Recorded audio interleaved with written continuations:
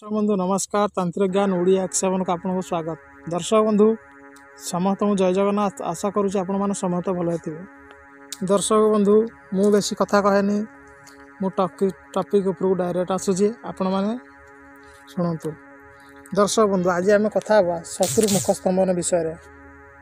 दर्शक बंधु जहाँकि जदि आपणकर शत्रु अतिरु रीति होउची, जदि आपन से देखि सही पारु नहीं, ताहले शत्रुर मुख स्तंभन आपन करि पारिबे बहुत सरल उपाय रे।